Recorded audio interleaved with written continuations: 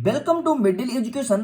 लीजिए students, finally अब आपके सामने एट ग्रेड अभ्यास पुस्तिका कक्षा 7वीं के विज्ञान का मैं संपूर्ण सॉल्यूशन लेकर के आ चुका हूं। इस वीडियो में मैं चैप्टर नंबर 2 को डिस्कस करने वाला हूं। चैप्टर नंबर 2 में कौन कौन से क्वेश्चंस पूछे गए उसका आंसर बताऊंगा और आसान भाषा में समझाने का प्रयास भी करूंगा।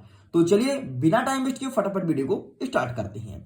देखिए, जैसे मैं पेज को ओपन करता हूं तो यहाँ पर स्पष्ट रूप से लिखा है कि वर्ष 2022-23 और जैसे मैं ओपन करता हूं तो यहां पर आपका इंडेक्स दिया है। आपके चैप्टर का नाम लिखा है कि कौन कौन से चैप्टर हैं। तो सबसे पहले पादपों में पोषण, मतलब हमने देखा था कि पेड़ पौधे अपना भोजन कैसे बनाते हैं, वो कैसे ग्रोथ करते हैं, इसको हमने समझा था चैप्टर नंबर 1 में। ये हमारा चैप्टर नंबर 2 है। इस चैप्टर में हम देखेंगे कि प्राणी में पोषण, मतलब जो जीव जंतु होते हैं, प्राणी होते हैं, हम मनुष्य अपना भोजन कैसे तैयार करते हैं, भोजन में कौन कौन से तत्व होते हैं और कौन कौन से हमारे शरीर के लिए आवश्यक है और किस प्रकार का भोजन करें तो हम स्वस्थ रहेंगे, इन सब बातों को लेकर के डिस्कस करने वाला हूं। चैप्टर नंबर 2 प्राणियों में पोषण। तो चलिए फटाफट पेज ओपन कर लेता हूं। अगर आपने चैप्टर नंबर 1 का वीडियो नहीं देखा तो वीडियो के डिस्क्रिप्शन बॉक्स में और इन स्क्रीन में मैं लिंक दे दूंगा, जाइए जाकर के देख लीजिए। चलिए अब देखिए, आपके सामने यहां पर प्रेजेंट है चैप्टर नंबर 2 प्राणियों में पोषण। शाबाश बेटा, यहां पर पहला प्रश्न कह रहा है कि मानव पोषण के चरणों को सही क्रम से लिखिए। इसका मतलब ये होता है कि मनुष्य जब भोजन ग्रहण करता है तो भोजन के कैसे कैसे स्टेप होते हैं। जैसे सबसे पहले आप भोजन को थाली में निकाल लेते हो, परोस लेते हो, परोसने के बाद भोजन को अच्छे से मिक्स करके और सबसे पहले आप अपने मुंह में लेते हो, तो उसे बोलते हैं अंतर ग्रहण, मतलब मुंह में ग्रहण करना को बोलते हैं अंतर ग्रहण। तो पहला स्टेप हमारा अंतर ग्रहण आएगा। फिर जब भोजन मुंह में गया तो भोजन को अच्छे से चबाने के बाद आपके भोजन का होता है पाचन। तो सेकंड नंबर में आ जाएगा पाचन, तो हमने पाचन लिख लिया। पाचन होने के बाद अवशोषण होता है, मतलब भोजन से जो तत्व चाहिए वो तत्व हमारे शरीर को मिल जाता है और बाकी जो भोजन होता है वो गुदा द्वारा बाहर निकल जाता है। तो अवशोषण का मतलब ये होता है कि जो भोजन में खनिज तत्व होते हैं, खनिज लवण होते हैं, विटामिन होते हैं, वो हमको प्राप्त हो जाता है। फिर हमारे भोजन का सौंगीकरण होता है, मतलब उसको अच्छे से तोड़ मरोड़ करके और छोटी आंत से बड़ी आंत में भेज करके और गुदा द्वारा निष्कासन कर जाता है, मतलब आप फिर उसे बाहर कर देते हो अपने शरीर से, जिसे आप मलमूत्र का त्यागना भी कहते हो। तो इस प्रकार से आपका क्रम होगा। ये आपका क्रम यहां पर मैं लिख दिया हूं। आगे देखते हैं सेकंड नंबर, पाचन में सहायक ग्रंथियां के नाम लिखिए। जब आप भोजन को पाचन करते हो तो कौन कौन सी ग्रंथियां कार्य करती हैं। तो यहाँ पर 2-3 ग्रंथि का नाम लिखा है। वैसे तो मैं जितनी भी ग्रंथि होती है सभी का नाम लिख दिया हूं, लेकिन आपको इतने सारे ग्रंथि नहीं लिखनी है, कोई 1-2 लिख देना बस। जैसे अग्नाशय, यकृत, जहां से इंसुलिन नामक रस का स्त्राव होता है और हमारे भोजन का अच्छे से पाचन होता है। ठीक है। लार ग्रंथि, आपको पता है यदि हमारे शरीर में लार ना होना तो हम भोजन को मुंह के अंदर गटक ही नहीं पाएंगे। लार, जो आपके मुंह में लार होता है, वो हमारे भोजन को मुंह के अंदर भेजने में बहुत बड़ा योगदान करता है। ठीक है। तो इस प्रकार से आपको नाम लिख देना है। और मैं आपको बता देता हूं, हमारे भोजन का पाचन के लिए एक रस होता है जिसे बोलते हैं HCl, हाइड्रोक्लोरिक अम्ल, और इसी अम्ल के कारण हमारा भोजन अच्छे से पचता है। अरे कभी कभी खट्टा डकारी तो आया होगा आपको, जो खट्टा डकारी आता है ना वो HCl के कारण आता है, मतलब हाइड्रोक्लोरिक अम्ल के कारण। ठीक है। आगे देख लेते हैं तीसरा नंबर, आमाशय की कार्यप्रणाली लिखिए। पित्त कहाँ निर्मित होता है, यह भोजन के किस घटक के पाचन में सहायता करता है, इसके बारे में बताना है।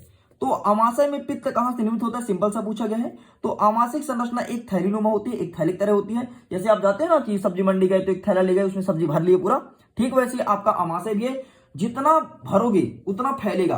वो स्ट्रेचुअल पैंट की तरह है। वो पैंट होता है ना, स्ट्रेचुअल होता है, जितना खींचोगे, कोई कितना ही मोटा हो पतला हो पहन सकता है।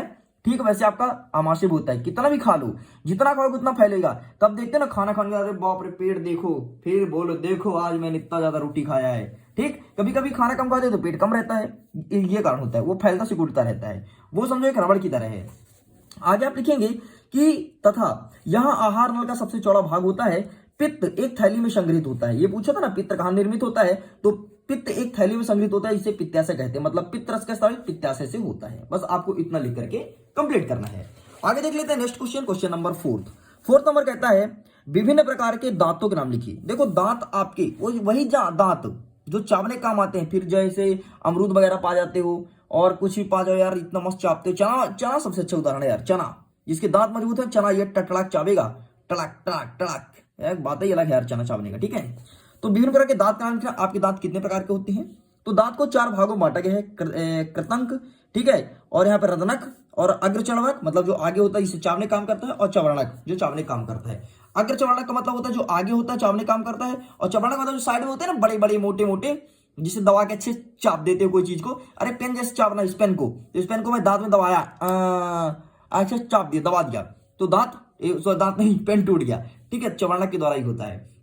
और यकीन मानो पीछे के जो दांत होते हैं ना चवर्णक वाले, बहुत मजबूत होते हैं। अरे जिसे जबड़ा कहते हो भाई, नहीं बोलते हो ये मारो तो तुम्हारा जबड़ा टूट जाएगा, वही जबड़ा, लेकिन जबड़ा नहीं टूटता आसानी से।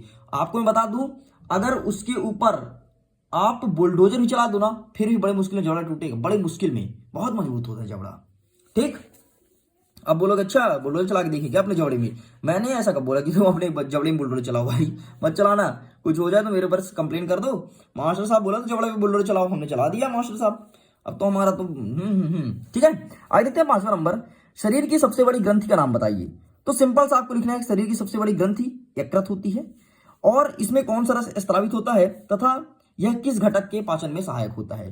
तो देखिए इसका आंसर आपको लिखना है, अग्नाशय हल्के पीले रंग की बड़ी ग्रंथि होती है, ठीक है, जो अमाशय के ठीक नीचे स्थित होता है। अग्नाशय को यकृत बोलते हैं, कंफ्यूज मत होना। और आगे देख लीजिए, अग्नाशय से कार्बोहाइड्रेट तथा प्रोटीन का क्रिया करता है तथा इसको सरलता से एक रूप से दूसरे रूप में परिवर्तित कर देता है। बस आपको इतना सा लिखना है, बहुत ही छोटा आंसर है, बस इतना आंसर लिखिएगा, डेफिनेटली 100% सही आंसर और जेन्युइन आंसर माना जाएगा। हमारा प्रश्न नंबर 6 कह रहा है, उस कार्बोहाइड्रेट का नाम लिखिए जिसका पाचन जुगाली करने वाले जानवर द्वारा किया जाता है परंतु मानव द्वारा नहीं, इसका कारण बताइए। देखो आप देखे होगे, जुगाली मतलब होता है, कभी कभी देखे होगे आप गाय को, कि गाय के पास पैरा भूसा वगैरह कुछ नहीं रखा है, फिर वो अपना मुंह चलाती रहेगी, और यदि रखा भी है ना तो उसे नहीं खाएगी, वो मुंह चलाती रहेगी। मैं तो देखा हूं, मेरे यहाँ गाय है, वो जुगाली करती रहती है, अपना मुंह चलाती रहती है। तो पता है ऐसा क्यों होता है, उनके पास एक अलग से एक्स्ट्रा अमाशय होता है, इसमें अपने भोजन को स्टोर कर लेती हैं। यदि आप उनको 2 दिन भोजन ना दो ना, कमरे के अंदर पैक कर दो, फिर वो जिंदा रहेंगे। मनुष्य को 1 घंटे ना दो, अरे बाप रे मर जाएगा, बोले मम्मी भूख लगी है दे दो, नहीं तो मैं घर को तोड़ना स्टार्ट कर दूंगा, अभी दिमाग खराब होगा तो, है ना। तो ऐसी होती है इंसान की भूख। लेकिन जानवर अपना स्टोर करके रखते हैं, और वो जुगाली कर करके और उसको अमाशय से पुनः मुंह मिलाते हैं और उसे चबाते रहते हैं। तो अब समझ लेते हैं आपको आंसर क्या लिखना है। देखो, कार्बोहाइड्रेट का नाम लिखिए जिसका पाचन जुगाली करने वाले जानवर द्वारा किया जाता है। तो सिंपल सा वो होता है सेलुलोज। तो आप आंसर लिखोगे सेलुलोज वह कार्बोहाइड्रेट है जिसका उपयोग जुगाली करने वाले जानवर करते हैं। आगे लिखेंगे परंतु मानव नहीं करते, इसका क्या कारण है। तो इसका आंसर आपको यहाँ पे दिया गया है, देखिए, किसी रूमेंट अथवा रूमेंधी पशु हिरण आदि के रूमेन में सेलुलोज का पाचन करने वाले जीवाणु पाए जाते हैं, इसलिए ये ऐसा करते हैं और मनुष्य ऐसा नहीं करते हैं। सिंपल सा, इनके अंदर जीवाणु होते हैं जो जुगाली करवाने में उनको मजबूर करते हैं, लेकिन मनुष्य के अंदर कोई ऐसा जुगाड़ नहीं है। नहीं तो हम लोग भी सोच से मुंह चलाते, क्योंकि हमारे अंदर वो जीवाणु नहीं है। ठीक है, कभी कोई डलवा के देखना अपने अंदर जीवाणु, एक पैकेट डलवा ले 10 रुपए का, ठीक है। चल मजाक कर रहा हूँ भाई, 10 रुपए का कहीं कोई जीवाणु डलेगा क्या। आगे देखते हैं नेक्स्ट 7वां नंबर, दीर्घ रोम क्या है, यह कहां पाया जाता है और इनके कार्य लिखना है। तो वेरी सिंपल, देखो यहाँ पर बहुत ही बड़ा आंसर लिखा है, मैं आंसर शॉर्ट करके बता देता हूं आपको लिखना कितना है। क्षुद्रांग की आंतरिक भित्ति पर उंगली के समान उभरी हुई संरचना होती है जिसे दीर्घ रोम कहते हैं। तो दीर्घ रोम क्या है इतना पूछा है, तो इसका आंसर आपको, रुको मैं पेंसिल टिक कर देता हूं, यहां से स्टार्ट करना है, ठीक है, यहां से स्टार्ट करेंगे और यहां तक लिख देंगे, ठीक है। नेक्स्ट कहता है ये कहां पाया जाता है, तो शरीर के विभिन्न भागों में पाया जाता है, बस इतना लिखना है, शरीर के विभिन्न भागों में पाया जाता है, ठीक है, ये लिख देंगे। आगे देख लेते हैं इनका कार्य क्या है। तो सिंपल से इनका कार्य भोजन का अवशोषण करना होता है, बस इतना लिख करके कंप्लीट करना है, ठीक है। तो पहले का आंसर यहां से लेके हाथी लिखेंगे, या कहां पाया, तो आप लिखेंगे शरीर के विभिन्न भागों में पाया जाता है, और इनका कार्य क्या है, तो भोजन का अवशोषण करना इनका कार्य है। बाकी ये सब फालतू चीजें मत लिखना, क्योंकि आपको शॉर्ट में आंसर लिखना है, ठीक है, लॉन्ग में नहीं लिखना है। आगे देख लेते हैं 8वां नंबर, घास खाने वाले जंतुओं में पाचन क्रिया समझाइए। जो घास खाने वाले जंतु होते हैं उसमें पाचन क्रिया किस प्रकार से होती है, तो इसका आंसर तो हमें पूरा लिखना पड़ेगा, तो आपको इतना लिखना ही लिखना है, तभी जाकर के आप उसे अच्छे से समझा पाएंगे। ओके, तो बस इतने का फोटो क्लिक कर लीजिए एंड ही लिख करके आइएगा। आगे देख लेते हैं प्रश्न क्रमांक 9। 9वां नंबर कहता है मानव पाचन तंत्र के नामांकित चित्र बनाइए तथा उसके विभिन्न भाग का नाम लिखना है। तो सबसे पहले देख लो, चित्र कुछ इस प्रकार से बनाना है, ठीक है, और विभिन्न भाग को जो मैं यहाँ पे लिखा हूं वो मैं यहाँ पे भी लिख दिया हूं, तो आपको इतना ही लिखना है, इसके ऊपर बिल्कुल भी मत लिखना। चलिए आगे देख लेते हैं अंतिम प्रश्न 10वां नंबर, अमीबा में भोजन का पाचन को सचित्र समझाइए। सबसे पहले देख लो अमीबा का चित्र। देखो आपकी किताब में कोई भी चित्र दिया हो तो इस पे माइंड मत करना, क्योंकि अमीबा की जो आकृति होती है वो फिक्स नहीं है, अमीबा डेली अपनी आकृति बदलती है। डेली क्या, हर घंटे हर मिनट अपनी आकृति बदलती है। कभी आपको वही अमीबा छोटा दिखाई देगा, कभी वही अमीबा बड़ा, तो कभी लंबा, कभी गोला, कभी चौकोर, मतलब वो अपनी आकृति चेंज करती रहती है। तो आकृति कैसे बनाओ कोई मसला नहीं, ठीक है। तो अमीबा का कुछ इस प्रकार से मैं बना दिया हूं, ठीक है, और इसके कुछ पार्टों का नाम लिख दिया हूं।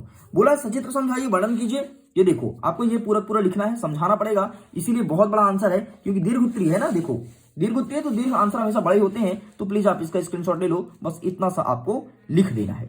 चलिए आगे पेज पलटाता हूं, देखता हूं यहाँ पर।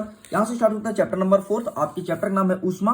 तो इसका आंसर हम सेकंड पार्ट में जल्दी देने वाले हैं। सो मैं वीडियो को एंड करता हूं, जल्दी मिलते हैं पार्ट नंबर 4 के साथ, ऊष्मा के साथ। अगर आपको वीडियो पसंद आए तो प्लीज वीडियो को लाइक कीजिए, अपने दोस्तों के साथ शेयर कीजिए, और अगर मिडिल एजुकेशन में पहली बार आए तो चैनल को सब्सक्राइब जरूर करना। Okay, bye bye.